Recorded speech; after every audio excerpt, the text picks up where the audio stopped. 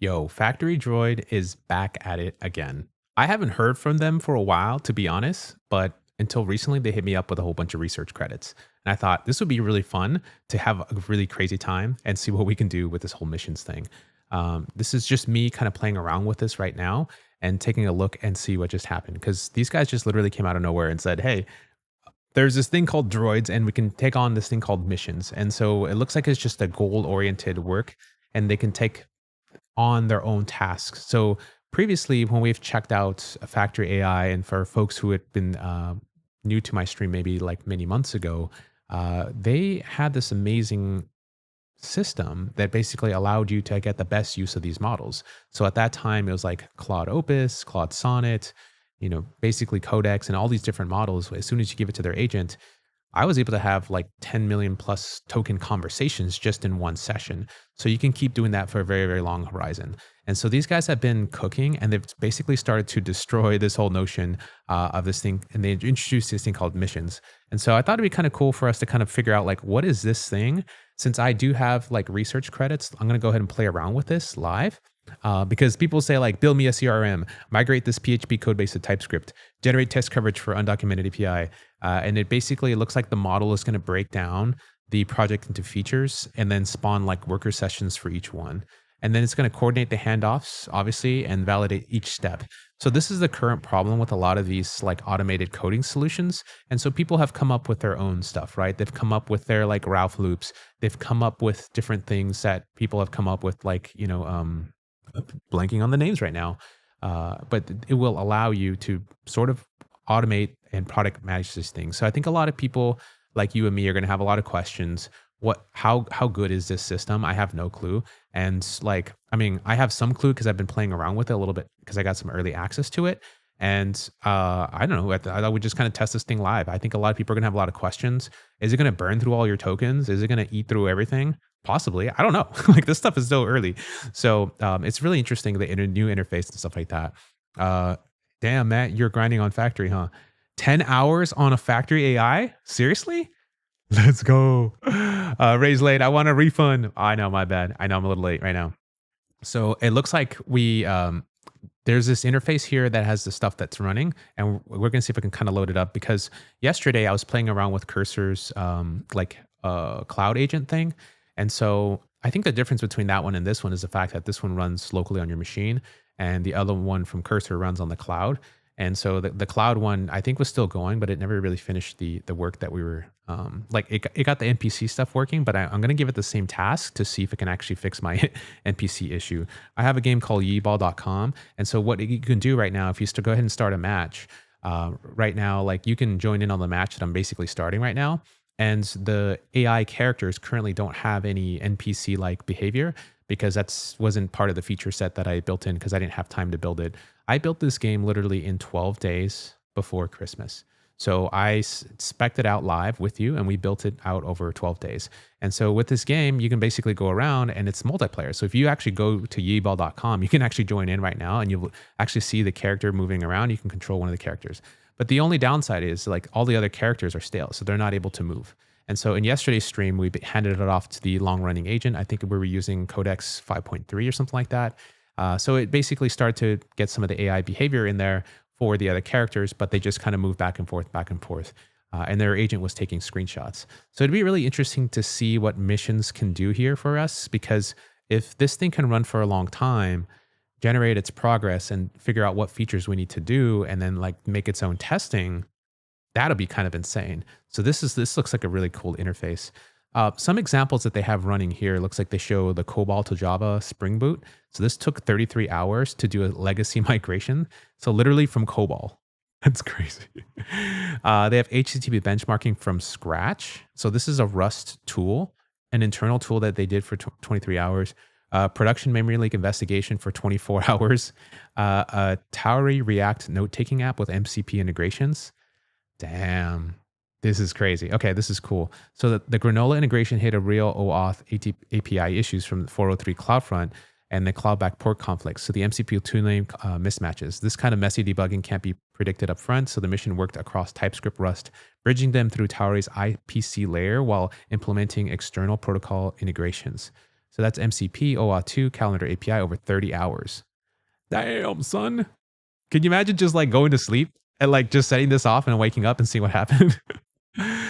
Okay, this is cool. So they basically have this thing that also does like continuous learning. So it looks like as it's doing a task, it learns to understand what you're building and kind of keeps building from there. So this is like anything from like extracting skills to generating hypotheses to wow, this is crazy. Research team, literature review. So it gets better the more you use it. Oh, this is kind of crazy. So what it looks like in practice, we've been running missions internally with early adopters, and it has a different kind of workload. So the normal Droid sessions are interactive, fast back and forth. Median session lasts about 8 minutes, with 60% finishing within 15 minutes. So you ask the agent and it responds, and then you iterate. And the mission sessions are different distribution entirely. So the median runs are about 2 hours, and it's 65% longer than an hour. So 37 run longer than a few hours. Okay. So here's like the duration. So 40% of them would be 1 to 5 minutes, and then so forth and so forth. So this is really interesting as far as like how the droid can run by itself for 3% of the time for longer than 24 hours. But if you have it as a mission, it can actually run longer. Obviously, there's going to be a lot of stuff that's going to be going on here, and the has more reasonings per turn. So the missions just don't run longer. They think differently. In a normal session, the agent fires off about 6 messages per minute. In a mission, the rate drops to about 3 messages per minute, but each message carries nearly twice the token weight. So that's 19K tokens versus 11. So that's a lower message rate. Okay. So the running builds, executing test suites, linting, type checking, and browsing the application under test. So much of mission's wall clock time is spent waiting on real world execution rather than generating tokens. Okay. So a lot of the time that's interesting. So they're saying the most of the time is just waiting, which is good. I guess you're not just burning tokens all the time. It's just like which is really interesting. At a medium, mission consumes 12x more tokens than a normal session. So at P99, the gap is 9x. So the token burn rate is roughly the same as 45,000 token per minute, or missions just sustain that for much longer. Okay. So as different models for different jobs. A normal Droid session typically uses one model, so missions use many. The orchestrator, workers, validators, and research agents each have different jobs, and then no single model is the best of all of them. So as models speciate further, this becomes a structural advantage, and systems locked to one model family will always be contained by that model's family's weakest capability. That's an interesting. So a model agnostic orchestrator can put the best model in each role regardless of the provider and swap them as the landscape shifts. So for orchestration, you can have Opus 4.6. And then for feature implementation, this is really cool. So you can have Sonnet 4.6, which is way cheaper, or Opus 4.6. This is something I've always wanted. And I've even talked to Eric Provencher today, where we recorded our episode of the Rate Limited podcast. And one of the things we mentioned is like, I'd love to use the repo prompts thing because it has this cool orchestration method of using Opus to like plan some of these things, but then hand them off to like faster models to get work done. So it looks like this is something that can be built in here. And also validation for user testing. This is my favorite workflow. I feel like this is something that I've done all the time. It's like I tend to plan with Opus and then implement and validate with Codex 5.3. And it's really amazing. I haven't done Kimi K2.5 for research and exploration, but this can be a really interesting use case that I'm really curious about. So how to use? We're just going to go /enter mission and describe what we want to build. And then the droid works with you to scope it, asking clarifying questions, probing for constraints. And this is a conversation, not a one-shot prompt. So the planning phase is where most of the value comes from. Once you approve the plan, the droid enters the mission and unblocks workers. Okay, so controls, privacy, and enterprise. Okay, so I think what I want to do is I'm going to take that app that we have right now that we were trying to do yesterday with Yeeball, right? So we're using Yeeball, and then we're trying to see if we can basically get the AI NPC stuff set up. So let's go ahead and see if I can get that set up right now. So in here, what I'm going to do is can just launch Ghosty, and then let me just get another window and just kind of bring this over here. Whoops. Okay, cool. Workspace. Let me make this bigger so y'all can see this. I think everyone can see this. I hope it's gonna be like super big. Workspace, city, workspace. I think it's called Kickoff Chaos. Yeah. Okay, Droid. Damn, son. Okay, so we can do. I have Opus for Max and models. Let me just see this. open model selector. So we have configure, we have 4.6 max, GLM5, codecs. Okay, cool. So your current model will be here. Let me just pop this open. Droid core model inference is US based. Okay, Q to go back. So let's see, enter mission. Cool. So in here, autonomous multi-agent execution. Missions are a research preview. I think before I should do this, I should probably go into a different branch. Let's see, Git tower. I forgot what type of work I was doing here. Okay, so what I'm gonna do is I'm gonna create a new branch from main, and I'm gonna call it Droid mission AGI. Okay, let's go check this out. Okay, cool. So I'm literally just taking a branch of the main, and we're just gonna work off this. We'll see. Okay. Okay, so now that I'm on main, I think we should be good. Okay, off of main. Let's take a look here. All right, so missions are a research preview to understand how Droid can work autonomously for extended periods on complex tasks without continuous supervision. What is the real user interface for managing multiple research agents? Are swarms or parallel agents needed? What is the largest scope of tasks that can be completed autonomously? How can it validate? How it works. Describe your goal, review and approve the mission plan. Droid executes features autonomously, and the validation occurs at milestones. So the key concepts are the orchestrator, which plans at the mission, the workers that execute individual features, and the milestones, which are groups of features with validations. So not for simple tasks, designed for complex multi-step work, runs with multiple hours and days autonomously, significantly higher token usage compared to regular sessions. Let's go ahead and enter. Okay, cool. So now we have this little green mission preview here, and it looks like we have the worker model that's listed here that says high, and then the validator that's listed high. So let's go ahead and see if I do model. Can I do model selector? Okay. So for the orchestrator, I'd like to use Opus. I really like Opus, but I think I could do Opus Max. And then for the worker model used to implement the features and stuff, I really do like Opus as well. I think I'm going to do that. I'm going to do Opus Max as well. And then for the validator model, I'm going to do this one with codecs, extra high, because Greg Bachman says extra high is good. Okay, so now that we have this set up, so orchestrator model 4.6 max, worker model 4.6 max, and then, okay, so we hit escape or Q to go back, okay. How many people are switching from Opus to Codex? I don't know, man. That'd be interesting. I know a lot of people are using both, but to be honest, I've actually had a lot of good luck with the Opus models inside of Droid, and whatever Droid is doing, I mean, ever since the beginning of using Droid, they somehow have figured out something that can make the model be very specific as far as context, compression, and like the whole sauce there. And I actually have interviewed Luke from Factory a while back, and he talked a little bit about that and how I can even have long running sessions. So this would be really interesting to see how this performs well. The backend is written in Rust using Spacetime DB's framework, which actually is doing the multiplayer stuff. The front end is written in Next.js, and it's using Phaser for the game stuff. I've never wrote any of this game stuff before, so this is literally my first game. I did this with like $200 Ultra plan in 12 days in Cursor, and that was in November, or no, 12 days before Christmas. So that was in December. And so we're now going to add the AI NPC feature because it's currently not shipped yet. I had it in a different branch, and it didn't really work out like how I wanted it. So I'm going to see if this Droid mission thing can actually accomplish it for us, right? Let's see. Okay, so I guess what I'm going to go ahead and do is say, I want to make my characters be AI NPCs. Right now, they just have the AI label and they don't actually move or do anything. Whenever one player joins to play the game, they're just maneuvering themselves in this game and they're not able to do anything. And I sort of had laid out a plan earlier, but I never got around to implementing that. That was in the cursor planning section area. And so I actually want to see if you can help me investigate and implement this plan for me, because there's a lot of moving pieces here, from the Spacetime DB stuff to the front end and the way that even the characters pass the ball and so forth. Okay, so let me go ahead and hit enter and let's go on a mission. Okay, so entered mission mode. Christian Codes, how's it going? What's my background in engineering? Do you want the truth? I was basically a janitor, bro.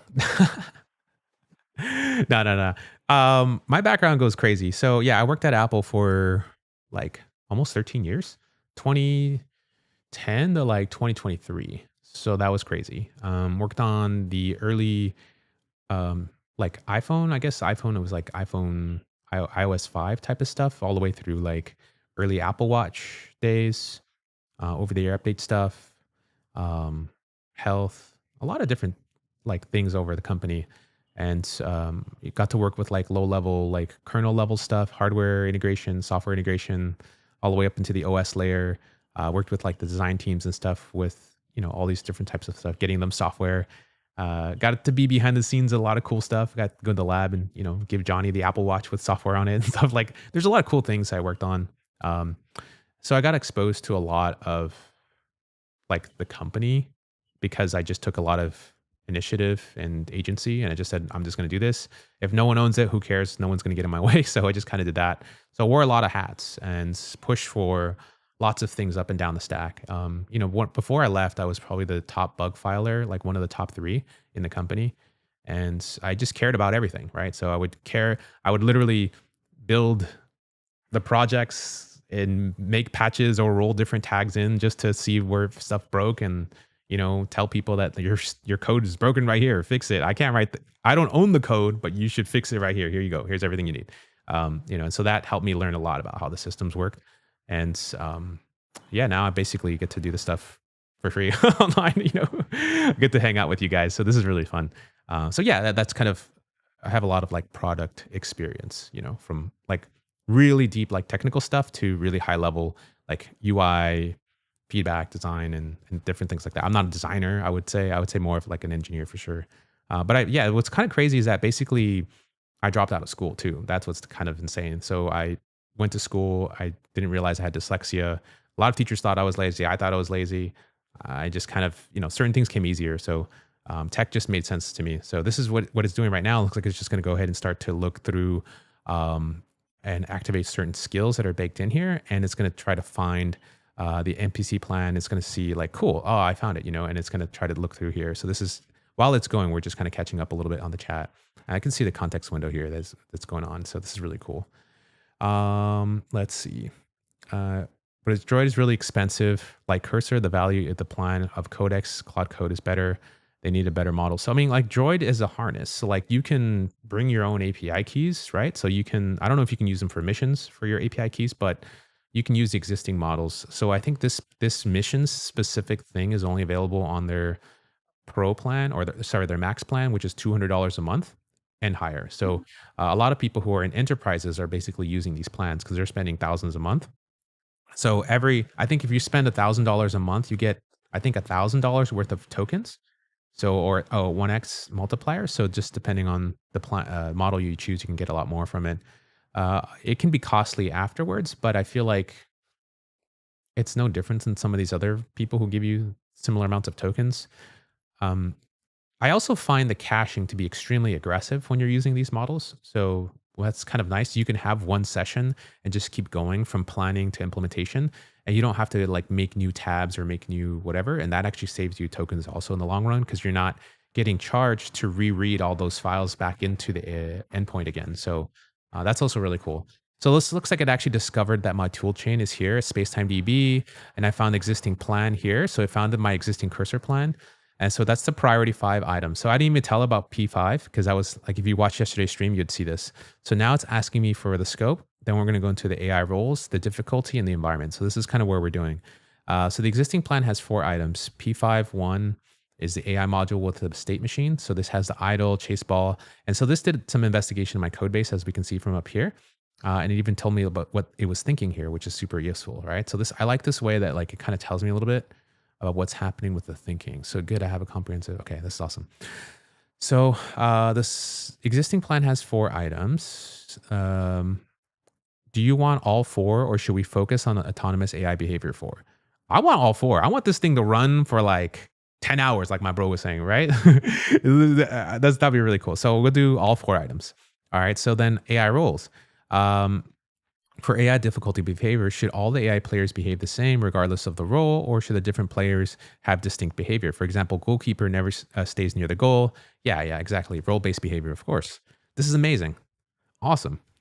Should the AI difficulty be configurable or just one reasonable difficulty level for now? I'd say good enough to be fun. I like this, how it actually prompted me this single difficulty level. Yeah. Is SpaceTimeDB currently running locally, or do I need to account for starting it up and publishing the module as part of the workflow? It is running, just build and publish. Yeah. Um, I need to account for starting it up and publishing the module as part of not running, need full startup sequence. Okay. Perfect. Cool. So theoretically, this this droid that has currently entered the mission should now be able to take this information and implement the feature for me, which is kind of cool. Like I had some of the feature defined earlier from a different, and I think this is going to be really interesting too. By the way, like how many more plans am I going to now hand off that I had have to finish? Because a lot of the effort for me was like, okay, now I have to really define my plan a little bit more in more detail. And so I'm hoping like that this is going to be basically kind of take me across the finish line for more projects, and especially if it's like doing this level of questioning and like an answering, because I would normally make these like really nice architecture plans, but the implementations would always lack. But if I'm having like an orchestrator with Opus 4.6 Max, hand that off to 5.3 codecs to do some validation, and then come back to Opus and kind of go do that round trip, that's a lot of stuff that I don't have to do, which is kind of cool. So let's take a look at here at these quick milestones that it made for me. So there's 4 items: role-based behavior, single difficulty, full startup needed. And here's my milestone thinking. So milestone 1 would be the server AI. So this is an AI autonomous behavior. And this is where the all server side Rust works. So this is going to create the AI.rs module with a state machine. So they'll have idle ball, chase, defend, goal, support, attack, return to position, and implement role-based movement where the goalkeeper steers near the goal. Defender attacks the ball in their half in the midsections. Okay, this is really cool. And then the milestone 2 would be the NPC control. So this is a tactical control, server side reducer plus the client side hotkey system, 1 to 5 keys to command AI teammates, phaser visual indicators showing where you're commanding teammates on the go. I'd say like, let's see. I want the NPCs to be controlled autonomously and not have the person hit different hotkeys to command AI teammates. It should just work. We're thinking a little too complex here. I am thinking back to the 8-bit Nintendo days where those characters would just move around and it just seemed really fun to play. That's kind of the thinking here. And as far as milestones, I think we need some more milestones here because we also have some front end work to do as well that would connect all of this and be a part of that whole loop. And I think having only 2 milestones seems really small to me, doesn't it? Okay, let's go ahead and do that. Perfect. Manuel, how's it going, man? I'm a little late in the comments. I'm still catching up a little bit. So were you a software engineer, but now you do not consider yourself correct? Yeah. So Ezra, basically I was an engineer. Long story short, yes. But now I kind of consider myself just like agentic engineer doesn't even make any sense because AI and agents was kind of a recent thing. I'm a engineer. I feel like these lines are blurring. I'm entrepreneur. I'm a founder. I don't know. Like, what? There's a lot of different things. So, entrepreneur doesn't really necessarily say that you have a background in engineering. You know, a CTO. Like, there's all these different things that people want to throw around. I'm just a get shit done, ship software type of guy. Like, if somebody hires me to work at their company, I'm gonna get stuff done and stuff is gonna get shipped. I don't care. Like no one's getting in the way. And I figure it out somehow. Right. So like throw me on like I've been thrown on like problems that like are worth hundreds of millions of dollars and somehow it gets figured out, over a period of a couple days and stuff. And it's some serious stuff. Okay, got it. Dropping the hockey system. AI should be fully autonomous like NES soccer. Uh, and do you want more granular milestones with front end work properly scoped? Yes, I do actually. Here's my revised breakdown of the 3 milestones. So we have the AI players move, and then we have the AI ball play. So all players play soccer. So the add ball interactions and the AI chases the ball, picks it up, kicks towards the goal, passes to teammates, goalkeeper interacts shots. Server side AI directly manipulates the ball state. Cool. And the AI client polish. So the front end works is the AI kick pass animations display correctly. Currently only triggered for the local player. Ensure sprite direction running animations work smoothly. Tune the AI behavior to feel fun, not too aggressive, not too passive, like the NES Saga. Perfect. Okay. Does this 3 milestone breakdown work, or do you prefer a different path? Looks good. Let's just proceed with these three. Yeah, I think that'd be good for now. Personally, I probably want more, but I'm curious to see how this is gonna like break it down for us. Is this gonna be enough, the 3 milestones, right? Because this is when it does testing after it lands the code. And I just want to really see how it works as well. So how's my OpenClaw doing? Oh, this is amazing, by the way. Let me catch you up on this. I just want to see what's going on right now with this, and I'll catch you up on the OpenClaw stuff while we're waiting. So um, as of now, basically starting the execution. So it's going to do a run check right now. And it's going to do local share space-time. And I think I already created the separate branch for it. So that way it doesn't just YOLO itself into the main branch. So that'd be cool. Okay, so yeah, so it's taking a look at the cargo. Okay, everything is in good shape. So now let me run the validation readiness dry run. So this is something new that Droid has. They have a validation readiness. So they're going to do a dry run on my repo to see if my actual thing actually has any agentic browsers it can access and do some type of startup sequence. I actually need to be careful. Starting Space Type DB involves running a background daemon. Let me check if the agent browser is available first. And I should verify the agent browser is available. Okay. So all build tools passed. Let me run a validation dryness check to verify the startup. Okay, cool. This is really cool. Yeah. Yeah, I'm a builder now. Yeah. As far as my OpenClaw, I have a little bit of a breakdown of how it's running. Let's see. So validation. Okay, so I'm gonna let this go a little bit. So my OpenClaw is doing amazing. So I have a personal one that's set up on my Mac Mini, which is a little right here, right under there. And that Mac Mini is basically holding all of my memories from ChatGPT and Anthropic. For those who aren't familiar, I'm using a DGX Spark right now that NVIDIA gave me so that I can go ahead and try to learn and see if I can get some longer running memories. So I'm kind of like, I can get something off the shelf to help me with memories. And I currently have implemented QMD, which is already built into OpenClaw's framework. So that currently allows us to search through all of our memories.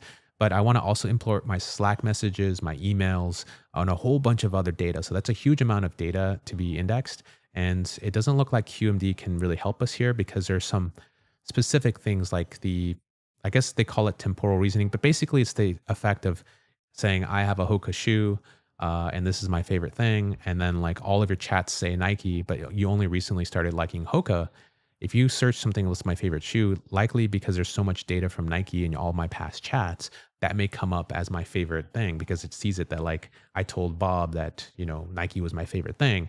And it's like, well, recently Ray says that Hoka's his favorite thing. And that's all he wears. He doesn't wear Nike anymore. So there's a lot of other like nuances in data and tasks that still need to kind of, like I'm wanting to turn this to basically into a project for a memory system. So that's what I'm doing with my personal OpenClaw. I'm turning the Spark project into something where I can load local models on the Spark and process the data locally. Because a lot of these companies are charging upwards of not only $20 a month, but once you have larger data sets like what I have, easily $500 a month to start. And it goes higher the more data that you keep putting into that system. So that's the lock-in over the long term that I don't want to have. And I just want to have a local machine that's running that can process that data easily and do that. So that's kind of where that's going with that. I have another OpenClaw that's running 2 agents, and that's actually on the EC2 instance of AWS. And that's basically running my business. So that's like API keys and various things related to the business are headed in there. And then the other person who does my business partner, she's basically taking care and asking the agent, these types of questions. So that's easier because it's, shared tooling, shared workspaces, Notion APIs and all this cool stuff that are linking them. So I'll share more of that in a little bit because I'll have a stream on this Sunday about that as well, which would be super fire. So the full stack, verified, Spacetime DB, agent browser all work. Okay. So here's the infrastructure. No automation, no automated test suite is in this project. I don't test, bro. I just ship to production, bro. User testing via agent browser, start the games, create a match. Okay, cool. Since this is a phaser canvas game, a visual verification through screenshots at different time intervals will confirm the AI behavior. This is great.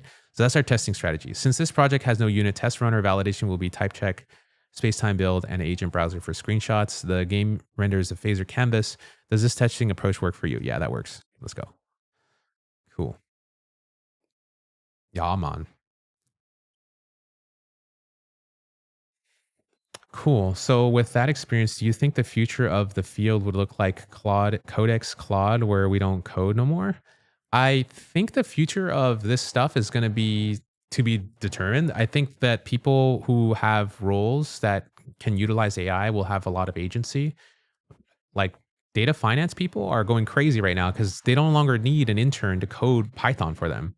They just pay for Opus Fast because they already make thousands per hour with their financial decisions. So they just want a really fast model. They'll just pay Opus 4.6 Fast to go through their Excel spreadsheets, and the thing will write Python literally like in a blink and then start to extract the data and do the stuff. It is insane what you can just do with a fast model like that. So I think the shapes of roles and the leveraging of AI will definitely change for those folks. Yes, Quen 3.5 was something I was looking at, but the model parameters may be too big for the Spark. So that's kind of why I was looking into different, like combining different things here. So that's what's up. Will these AIs companies like Anthropic, OpenAI, and Google stop sharing their models and keep them only inside their own apps at some point? I don't know. I think the cat is out of the bag.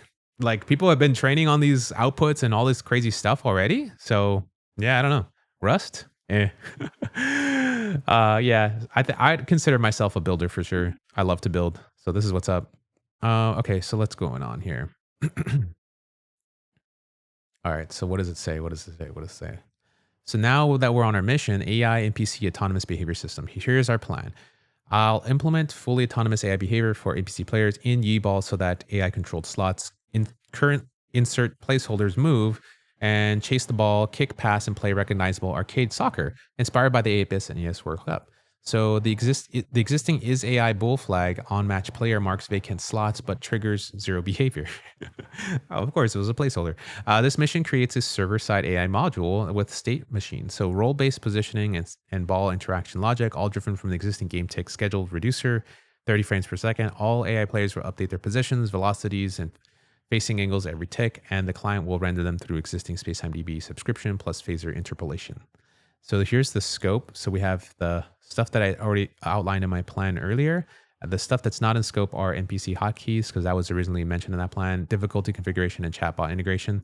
And for the first milestone, we're going to have the AI movement here. So after this milestone, AI players will visibly move around the field, reacting to the ball position. And then this is the actual different positioning. So goalkeeper is going to stay near the goal, defenders, mid, and forward. And here's the game tick integration. So this is really interesting here. And then for the second milestone, we'll have the AI ball interaction. So after this, AI players will play recognizable soccer. So they'll actually score goals and make passes. So AI enters chase ball state when this ball is unowned and within their zone. So not all chase all at once. So the closest eligible player gets priority to prevent clumping. And then kicking, passing. So this was the problem with my previous plan that I made yesterday with Cursor, is that like this wasn't really specified too well, and this is what bug I was trying to fix. So it didn't really solve it yesterday because the stuff really still does the clumping. And I'll show you what that is in a little bit. And then this is the state transition. So the clean state machine transitions with appropriate hysterias to prevent flickering between states. Okay. So then we're going to have the AI polish. So after this milestone, the game feels polished and fun like an NES soccer game. So that's the goal. So we want it to be a little bit more polished. So this is the AI kick pass stuff, behavior tuning, edge case handling, visual polish. I like that the model is figuring this stuff out for us. And so I think the goal here is to see, will the model deliver on its promise with all of this planning and stuff? Because I've done these plans before and you've probably done them too, right? And Opus would be like, hey, everything's done, green check mark, right? I'll even put the green check mark emoji. So if this completes it, I don't know. Y'all, do we think we have AGI right now in the chat? I don't know. Like, hit me up in the chat. Let's see what we got. So here's the tool chain. We have Rust, Bun, and Next.js app router, right? We have Spacetime DB started. Got all this stuff from my project. So this is an existing project. We're not going from 0 to 1. We're taking an existing game that I made in December, and we're going to pick it back up. Hopefully that this is going to deliver for us. So here's the stuff that's off limits. And then user testing via agent browser. So it's going to actually start the browser and everything. Okay. So let's go ahead and proceed with the proposal. Let's cook, fam. Damn. Okay. This is looking good. So the orchestrator is 4.6 max. We have the worker who's also going to be 4.6 max. The validator is actually going to be GPT 5.3 codex extra high. So codex extra high, in my testing personally, I found it to be a really, really good model for validating code. And sometimes for writing code for Next.js front end, that's also done pretty well too. For the Rust backend stuff, Opus has been amazing. So I don't think we'll need a lot of code, to be honest, but we'll see. So the mission is approved, and now it's going to create all the artifacts and start by checking the existing factory structure. Okay, so this has two sub-agents that are currently running in the background. We can hit down to view, and then I think there is a way to, if we hit down, we have worker one and then worker two. And then there is a way, I think, to, let's see, this is invoking the tools, to get into a different view. I forgot what that thing is. Shift tab disabled. Question mark for help. So autonomy, oh, whoa, whoa, whoa, whoa, whoa, whoa. My bad, my bad. Actually, let me make this smaller so I can actually see it. So here's all of our basics for the shortcut, for the navigation, for the mission preview, /enter mission. Okay, navigation, cool. Okay, control B, control escape. Okay. Let's see, question mark. Sorry. All right, so here we have create the validation contract, create the validation state, create agents MDDIR. Okay, so this is all that's going to do. Mission approve. Okay. Shift tab. Is it control G? Yeah, so control G will get us into the mission control. And so this is what we're seeing here. And then this will kind of start to kick off its thing. So if we go back, let me just kind of make this a little bit bigger so y'all can see here. Okay.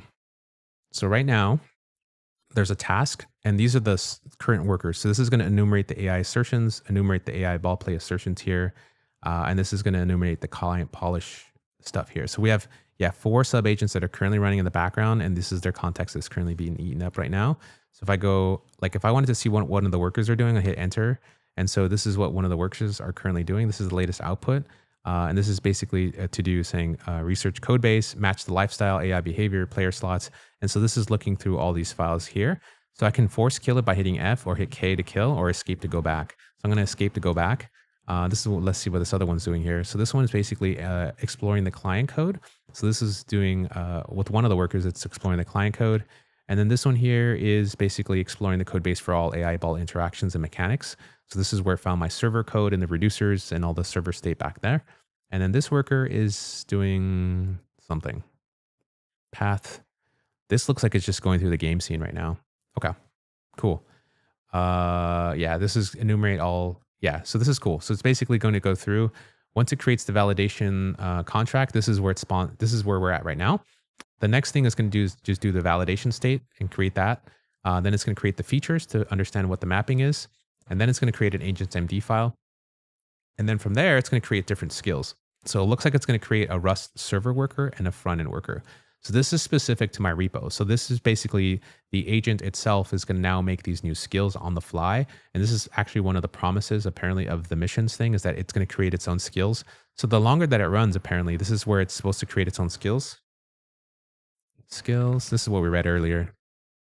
So yeah, so this is when an orchestrator analyzes a new task, it identifies patterns that can be captured as reusable skills. So workers refine and extend the skill library as they work. So missions gets better at specific domains the more you use it. So this is cool. So as it already knows that I'm doing a specific domain, which is to launch my Rust process and my front end stuff.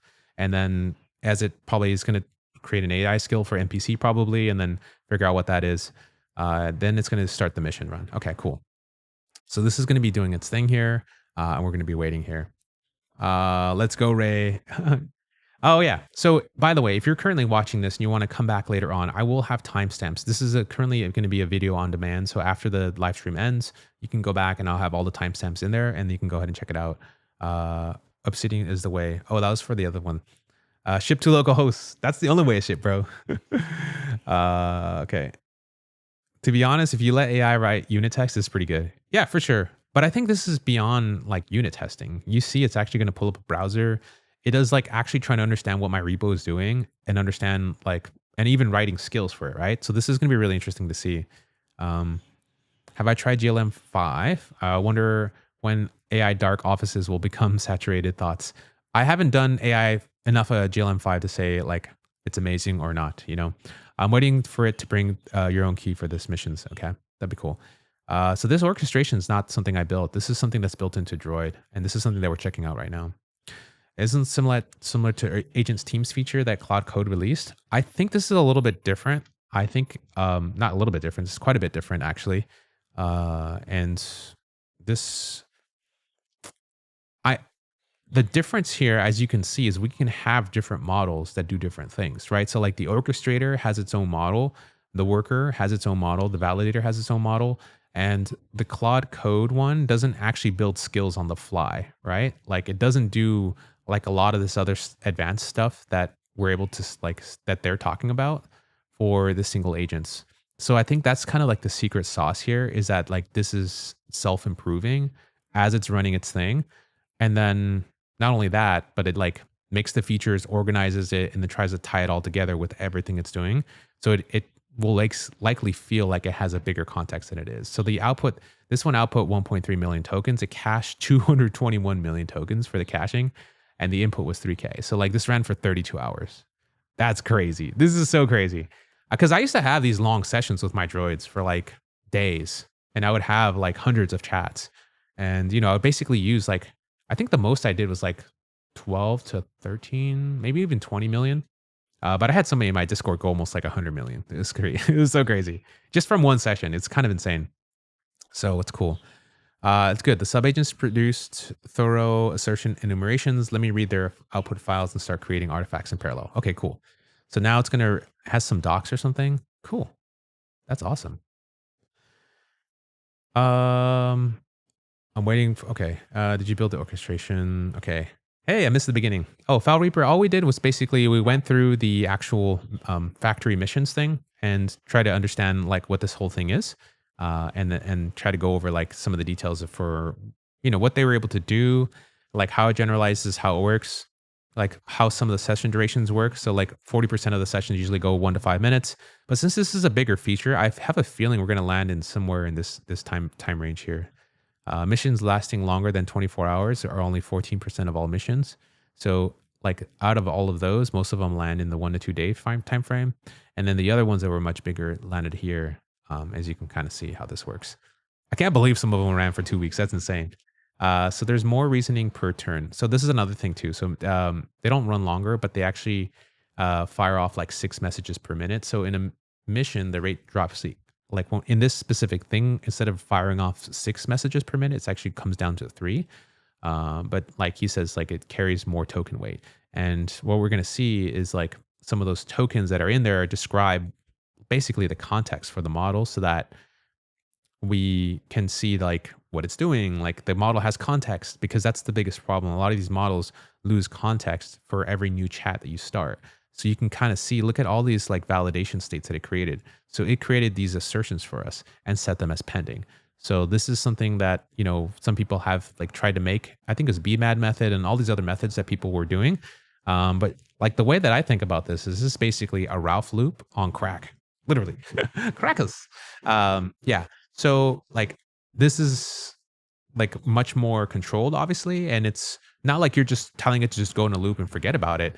It itself, like we didn't, all we had to do at the very beginning is say, here's a feature that I was working on. It's not really complete. Can you just take over this mission as a mission? And then it generated a plan for us. And after that plan got generated, then it kind of told us what it was going to do. It was going to tell us how it separated things in milestones.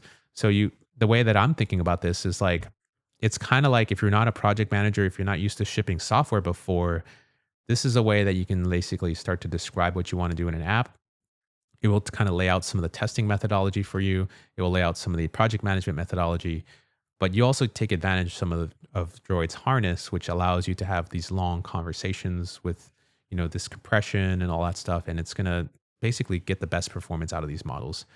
The other part of it is like somebody was saying that the difference between this and Claude Code is the fact that you have multiple models, right? So if I just wanted to do GPT 5.3 codex for everything, and then like it said, if you want to use Kimi K2.5 for some of the planning, that's also something that you can do as well.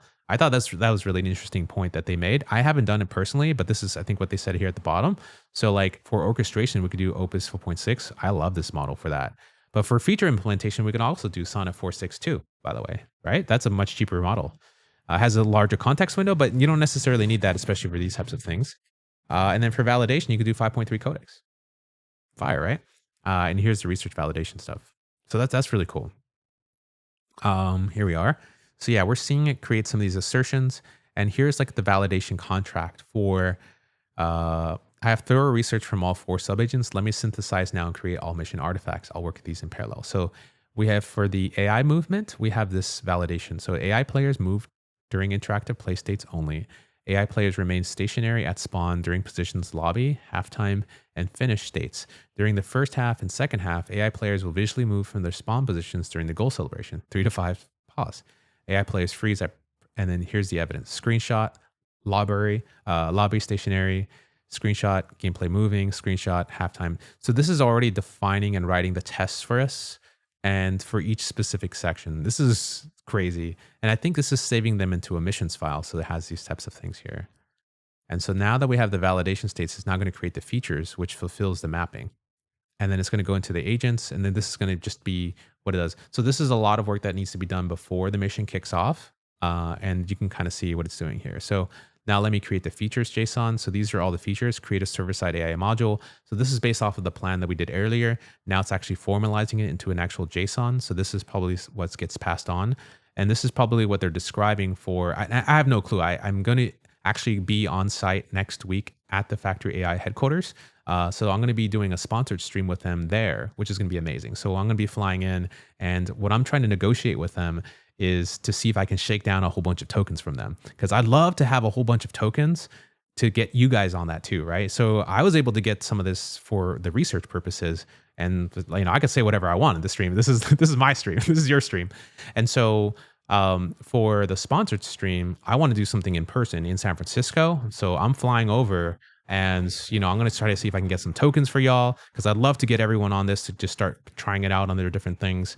I want to see what people are doing, like cool stuff, crazy stuff. Does it work in your workflows? Because I really like Factory. I like them a lot. I've loved their models from the very beginning. A lot of people didn't really know how good their stuff was until everyone started using it. And I think there's a reason why they score high on the benchmarks, which is kind of insane. And their engineers are amazing. So this is going to be my chance to talk with them. And I want to ask more questions because I'm super curious. I also want to know what questions you guys have. I feel like, let me know the questions you guys have, because I want to hand that off to the engineers next week. So the next Thursday is when I'll be in town. I'm flying out tomorrow from Hawaii, and I'll be in San Francisco this weekend. So I got a fire IRL stream tomorrow on Saturday with Ross Mike and also AJ. We're going to pull up on some Waymos. I'm going to have my brother recording live. It's going to be really crazy. So it's going to be amazing. So I'm going to try to see if I can make that happen. I want to try to shake them down for some tokens. So also comment give me some tokens or something in the chat. Cause I want to show them some screenshots saying my people want the tokens. If you don't want the tokens, then I'm not going to ask for them. So, but I mean, everyone, every time I do a sponsored stream, I like to make sure that y'all are taken care of too. So yeah, this is really, really cool. So this is it doing its thing. Okay, let's see what's going on. I want to get to the super chat first, because super chat takes precedence over everyone. Scott Townsend, thank you so much for the super chat. I always appreciate you on stream. You've been a longtime listener, dropping in and always dropping some knowledge and hanging out with us. So really glad to see Droid make such a big move. This is great news. I think it's great news, and I think, man, these guys have been cooking in silence. They just came out the gate after everyone dropped all of their long running agents and stuff, and they're just kind of here it is, right? So obviously if they drop something, I'm going to look at it just because of priors, obviously, but this is something that, I've got early access to play around with. And, they gave me some research tokens to play around with too. So if anyone's going to give me some free tokens, I'm going to burn them on the stream. And then when I'm going to do my sponsored stream later on, next week, that's where I'm trying to shake them down for some of those free tokens so that I can give to you guys. Because it's much more fun when we're building together, right? Because I feel like if everyone can build together with us just like last time. I definitely appreciate that. So good to see such a great move. This is great news. Yeah, no, this is this is gonna be crazy. Yeah. Hey, Ray tokens would be great. I would also sign up for their 200 plan if they do test this out. If they do really test this out. Yeah, I think that'd be crazy. Give me max. All of the tokens, please. Yeah, tokens, tokens, tokens. Make it rain tokens, right? I would love tokens to start working with Factory. I switch off cloud code convinced me to switch back with some tokens. I agree. Yeah, get the tokens. Droid, we need some tokens. Yes, tokens, tokens. Although MCP is using existing subs, goes crazy 100-hour runs. I think so, yeah. Hello, just join the chat. I'll need to watch the first part to catch up. Rubanks, there's basically the first part of this is just kind of literally reading out loud this introducing missions blog post and some of the X posts that were on here, because I think this is just a summary. Matan was kind of covering this, and then also some of the actual UI behind what this looks like for the folks who are taking a look. So this is, I think this design. I don't think it's currently in right now. I want this design though. I want these bars. They're so fire. And then I think one of the engineers here said, started using missions on my 100 plus file PRs. It feels tiny. So a 50 word prompt now turned into a 100 file change while I sleep. And so this is going to be really interesting to see. I'm super curious to see, like, take an existing feature set like this and see if it can actually fix it for us. Because you can kind of see like how it's creating all these different tests and bash scripts for us for it to execute. So let me create the worker skills and library files.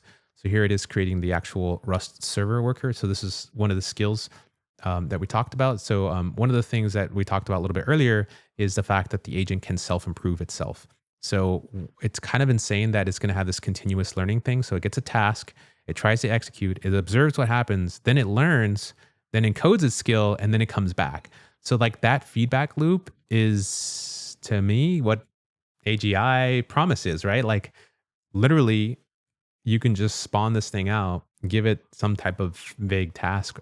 It generates a plan for us, which we reviewed and saw and approved, and then it goes out.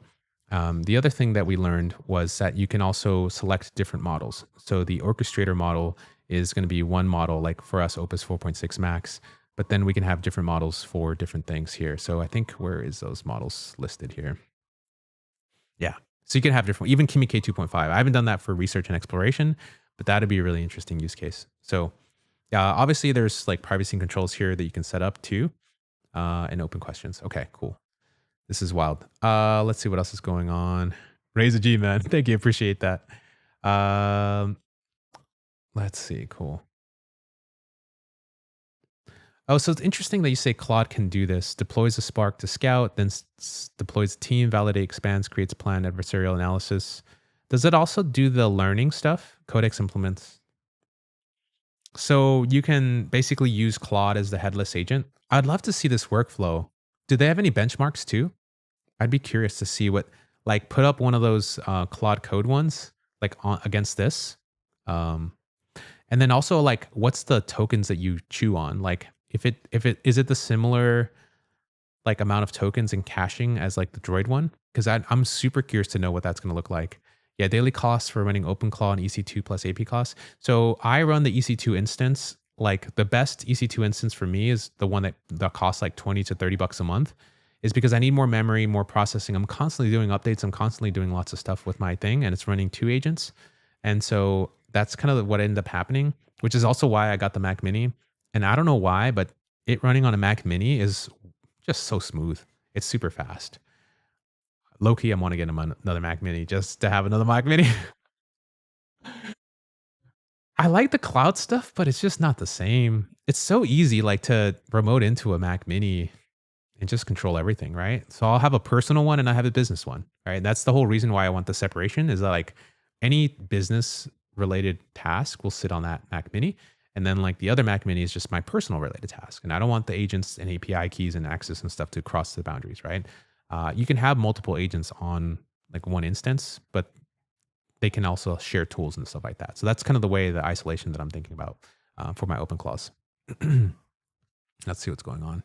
Got it. Thanks. Yeah. Hey, how's it going, man? Yo, we chilling out here. Running for days doesn't mean better outcome. That's correct. That's very much correct.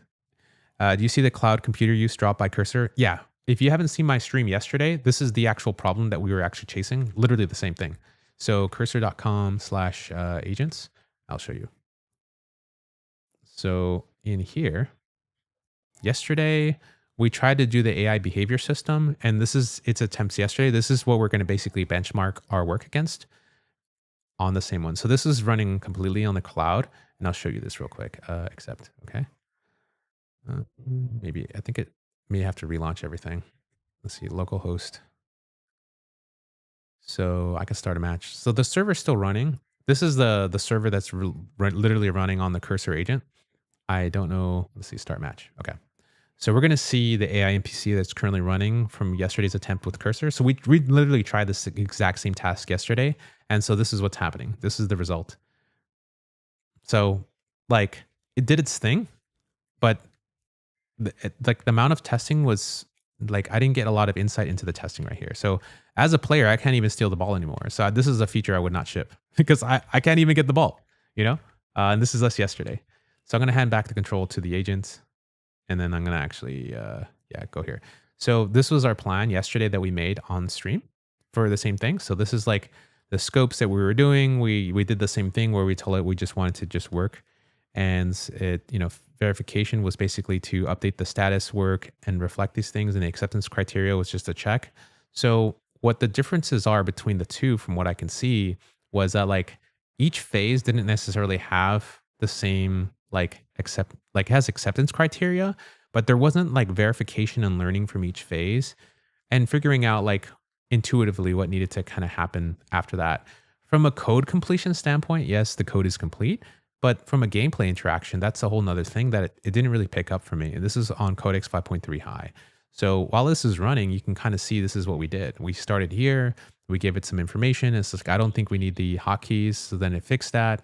And then it ran for 30 minutes. And this is what it did when it ran for 30 minutes. It just told us what it changed, how to test the changes, which it already did spin up for us. And then I says, the changes look great. I do see the AI work, but then the NPCs go, it ends up basically all clumping together. It is what the problem that we had.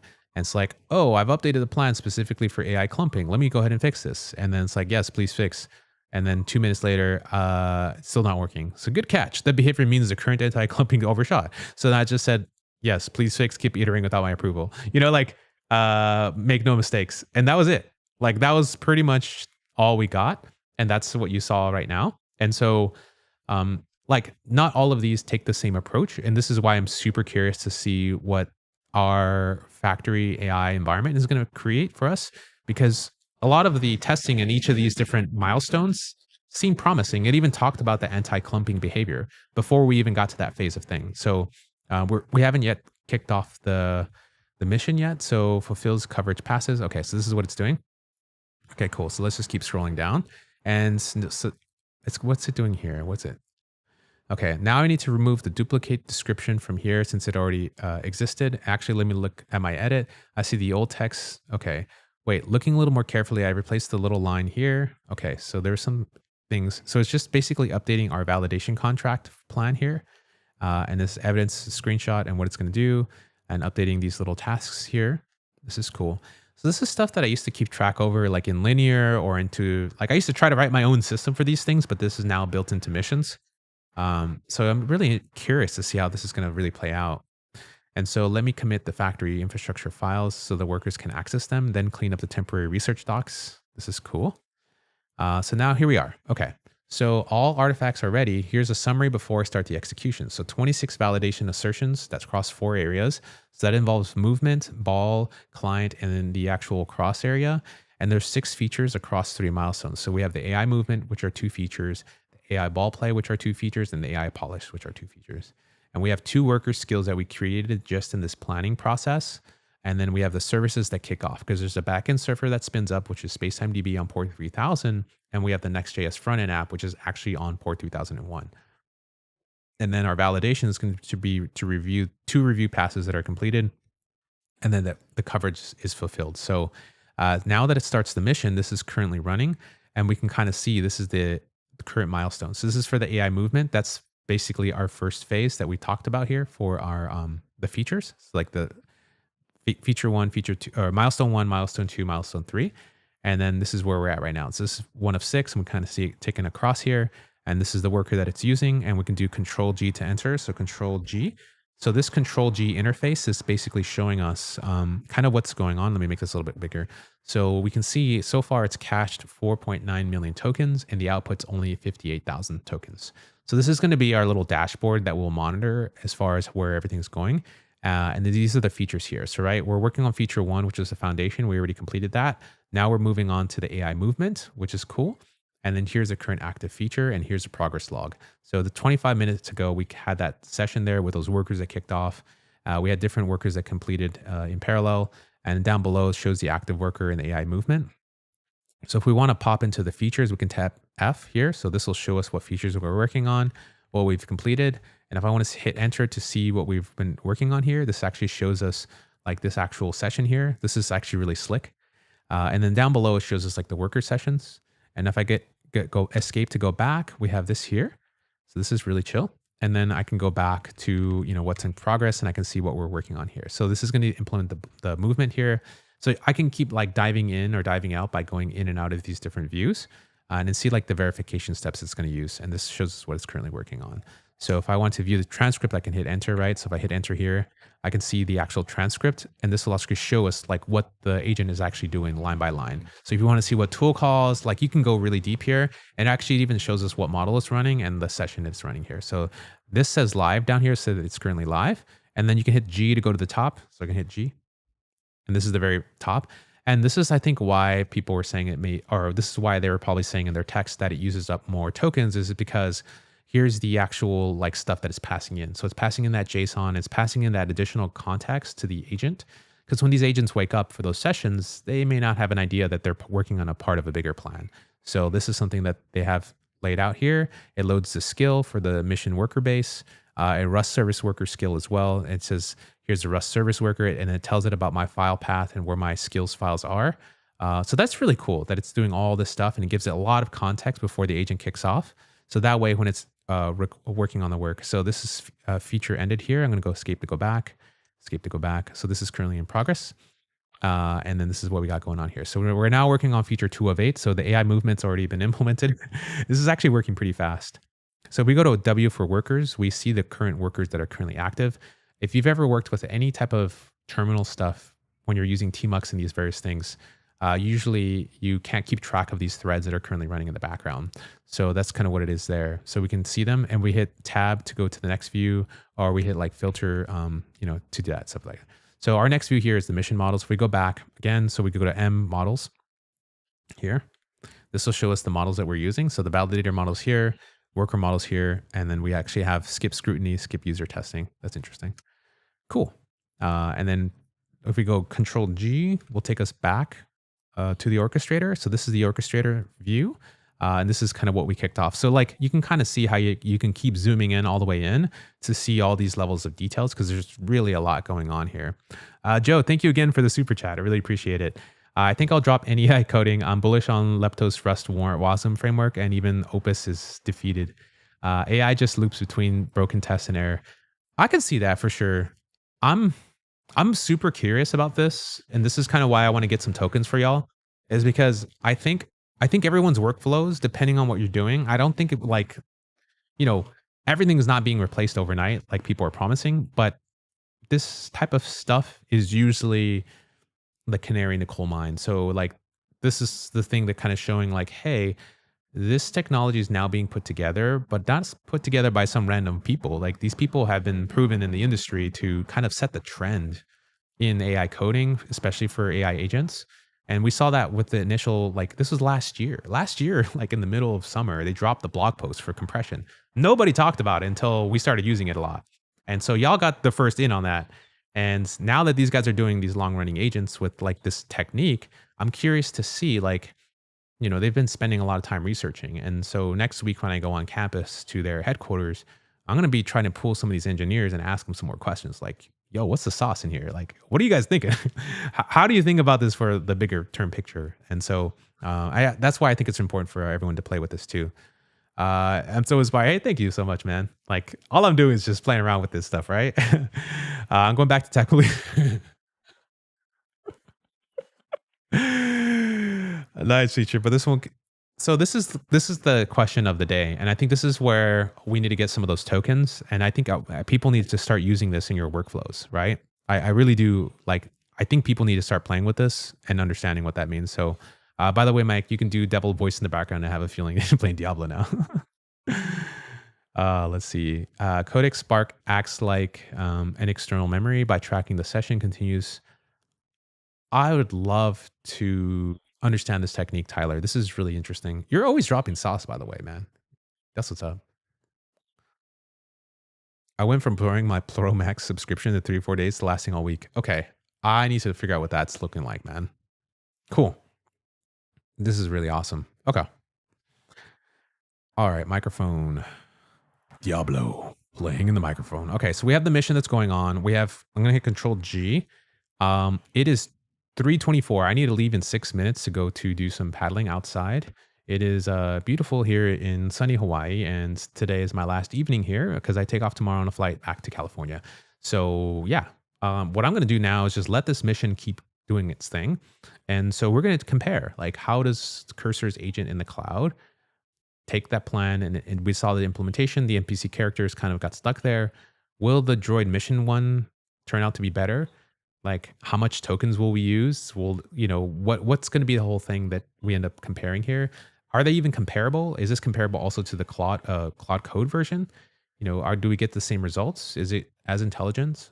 I don't know. I feel like this is an interesting first look of what's going on, and I'm gonna try to like be on the lookout. I'm gonna have a Luma event that comes up. If you're in San Francisco, I'm gonna be in town, and I'm gonna do an IRL stream this Saturday. But on next week, I'm trying to work with factories to get this partnership going so that we're going to sponsor an IRL event. So in person in San Francisco, I want to try to see if I can get everyone some tokens. So even if you aren't in San Francisco, I'm going to try to get y'all some tokens so that we can start playing with this stuff. Let me know what questions that you guys have. Drop them in the comments, drop them in the stream as well. So that way I can go review them. If you're in the Discord, definitely drop it in the Discord because I want to hook everyone up with a whole bunch of tokens because I feel like there's just so many questions. What's the token burn for this? Right now, it's only used 66,000 for the output. 6 million tokens were cached, right? And there's a lot of different models that are involved here too. This has been running for 5 minutes and 26 seconds for the active worker. But the overall plan, I think, has been running for almost half an hour, right? So we've been 32 minutes ago, we started this mission, right?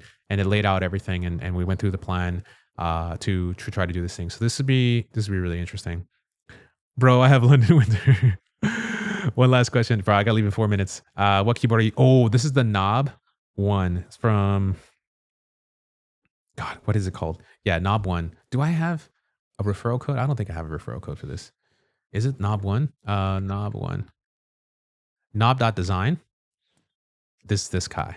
Low profile mechanical keyboard. So amazing. It costs like $400. It's probably the best money you've ever spent. It feels so good. I'm telling you not to buy it because your wife is going to have a conniption, but I don't know how you're going to justify it, but good luck. Good luck, bro. But yeah, appreciate y'all tuning in to stream. So stay tuned on tomorrow I'm traveling, but Saturday, IRL live stream with Ross Mike. If you don't know Ross Mike, he's now developer relations at Convex, low key famous. And we also have AJ pulling up. We're going to be pulling up in Waymos, doing some crazy stuff. My brother's going to film us. We're going to literally just be walking around talking to people, going to a hackathon and causing a ruckus over there and so forth. So let's see if there's any last questions here. And your device switching screens, what's that, bro? This thing here is basically the Rodecaster Duo. I'll do a full breakdown. Actually, I might do this Sunday, I'm going to have an AMA stream. So I think I'm going to do that. I got to head on out and get ready. All right, y'all. I'll see you guys in a little bit. Thank you so much for tuning in. Let me know if you want some tokens from factory. We got to go shake them down. I got to just send them a list of people and say, all these people want the free tokens. We got to get them. We got to start playing with these things. This is really crazy. I think this is really, they're onto something here. They kind of dropped this in their typical fashion without a lot of hype. They just said, here we go. Here's a blog post or something. And then we out of here. So that's kind of what's up. So, all right, y'all, I got to run and I will see you guys in a little bit. Let's go ahead and cook. Peace out.